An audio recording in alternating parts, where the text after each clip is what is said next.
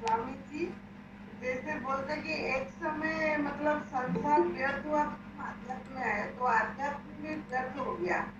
तो आप बोले थे जैसे पहले जैसे रूटीन लाइफ जी हो, जब तुम अध्यात्म में नहीं आई थी जो कर रही थी ना, सहज तो हो जाओ, फिर सहज हो जाओ। जीने को मैं नहीं कह रहा हूं, पहले जैसे जीना ऐसी बात नहीं है। सहज हो जाओ, बालक की भांति। हम्म। प्रश्न क्या है आपका, बोलिए। हाँ, प्रश्न ये कि आइडेंटिटी आप बोल रहे हो कि खोना है, वो तो ऑटोमेटिकली खो ही जा रहा है, अपना कुछ आइडेंटिटी और नहीं रह रहा है। तो वैसा ही और रहेगा ना। जैसे आप बोल के सूरज के पास जाओगे तो चलोगे तो वो ऑटोमेटिकली मिटना हो रहा, करना हो रहा, तो फिर और कुछ यहाँ बचता नहीं, कुछ भी। और जो मैं में जो होते थे वो मैं नहीं बचता है। हम्म, सही बात है।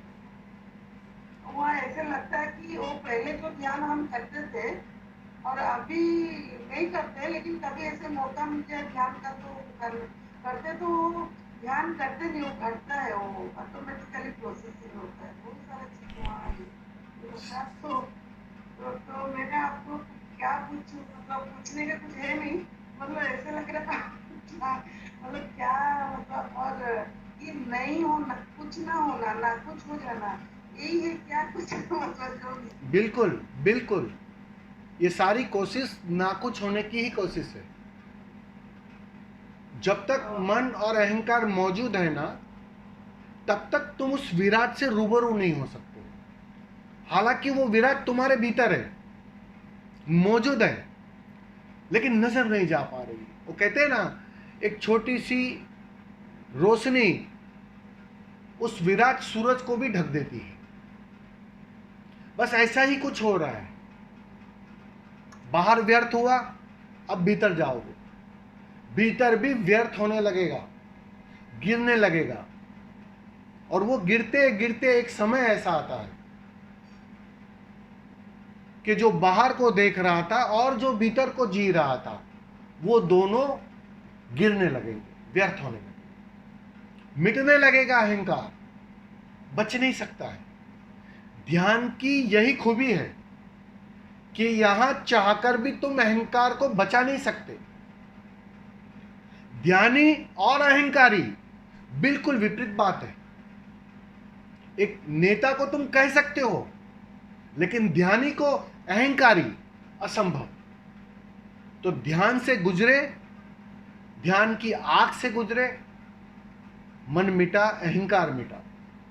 और परिणाम में, जैसे मैंने अभी यश को समझाया कि तुम शुद्ध स्वभाव में आ गए, सिर्फ देखने के स्वभाव। अब करता ना बचा। करता तो जब तक ध्यान की कमी थी तब तक था। अब जैसे जैसे ध्यान पूरा होता है, ध्यान पूरा होने का मतलब अब करता बचे ही नहीं।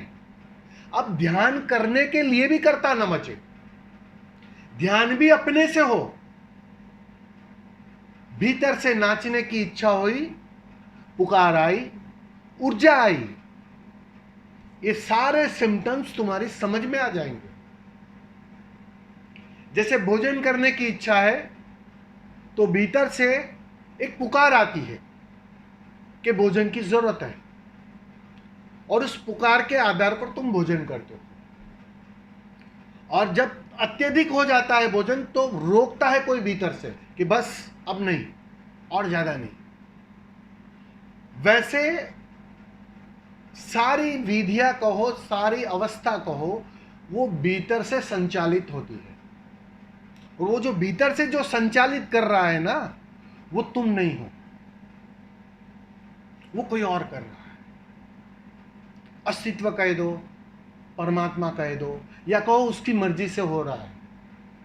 उसको जो भी नाम देना है वो दे देना, उसमें उलझना मत जाना। जी कोई जी जी। कोई कोई नाम कहेगा, कोई कुछ कहेगा, लेकिन कोई और है। जैसे मतलब तुम अपने ही सारथी हो गए।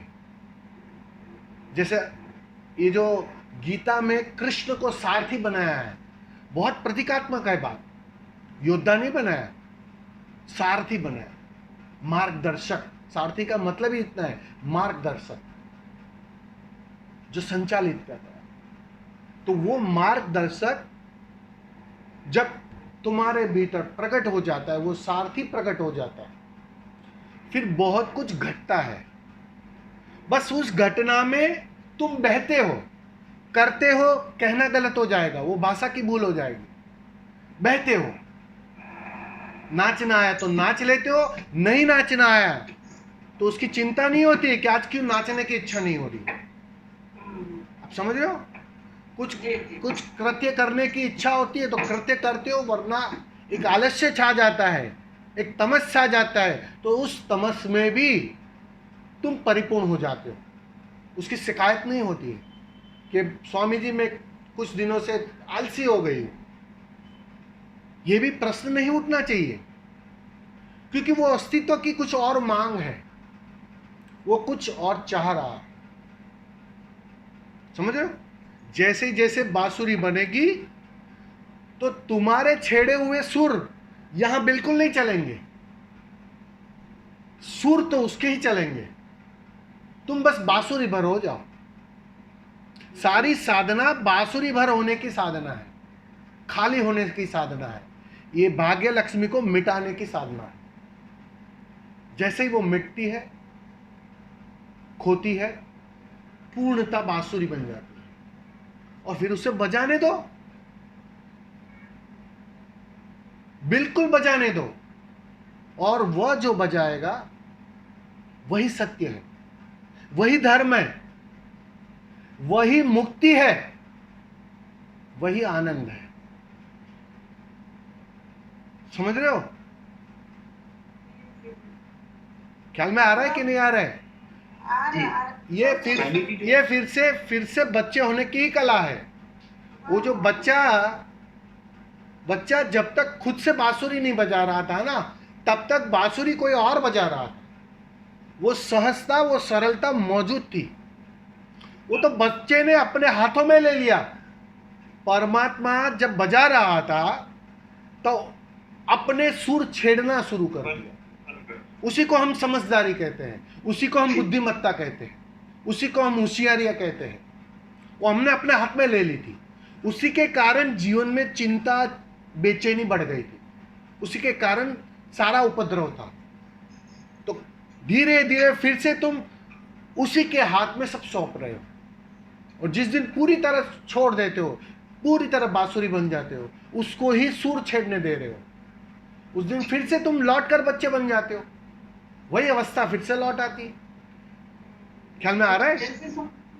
हाँ स्वामी जी, आज कल या परसों आप भेजे थे कोट, उसमें पलटू दास का ऐसे, तो जीवन में अगर मास्टर आगे शरीर मास्टर थे, वो आगे तो इजी बन जाता, और वो साधना बहुत लगता हमको करने का, तो वो सहज ही हमारा ईगो मतलब अहंकार खुलने लगता है। सीधी सी बात है ना, क्योंकि मन की जो चालाकियां है, अहंकार की जो चालाकियां है, वो सीधी तुम्हारी पकड़ में ना आएगी। समझ रहे हो? सीधी समझ में ना आएगी इतनी। उसके लिए उतनी परिपक्वता चाहिए, मतलब उतना सामर्थ्य चाहिए। वो बहुत कठिन है। तुम अपने से कैसे जागोगे?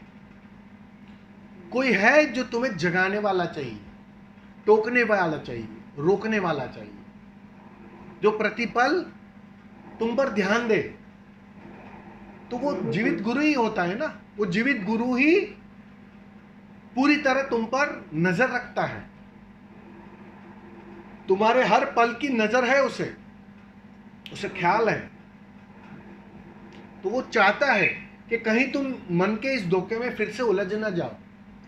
तो जहां जहां उलझने की संभावना है, उससे वो तुम्हें छुड़वाता है, और एक दिन तुम्हें अपने आप से भी छुड़वा देता है। फिर स्वामी जी, हर किसी में उसी का ही दर्शन होता है, एक ही का, चाहे वो दुश्मन हो चाहे मित्र हो। तो हमको पीड़ा दिए, कभी ऐसे लगता था कि हमारा टांग खींच ये करे, लेकिन वो ज्यादा हमारा सफाई करने में हमको मदद कर रहे हैं। सीधी सी बात है, उनके प्रति आता है ज्यादा, सीधी सी बात है। वो तो दिखाई पड़ेगा ना। ये तो बहुत सुंदर बात है, बहुत सुंदर अवस्था है कि ये सब दिखाई पड़ रहा है, वरना दिखाई पड़ना ही कठिन होता है। कि जो बेचैन कर रहा था, जो परेशान कर रहा था, जो जीवन में दुख ला रहा था, वो मेरा काम कर रहा था। वो दिखाई पड़ना ही सबसे कठिन है। जी जी वो दिखाई पड़ना चाहिए, और वो दिखाई पड़ रहा है, मतलब बिल्कुल सही दिशा में सुंदर बात हो रही है। जी स्वामी जी एक वो तो प्रश्न आप मेरा से सब हो रहा है। धन्यवाद, प्रणाम। जी स्वामी जी चुनाव को लेकर के था इस बार कर्ता भाव को लेकर के, जैसा कि आपने भी अभी बताया कि गुरु भी रोकता है, और मतलब स्वामी जी मूल प्रश्न मेरा ये था कि अभी कुछ कुछ तो स्पष्ट हो रहा है कि मूल रूप से पूरी प्रकृति है जिसके कारण क्रोध आता है, जिसके कारण लालच आता है।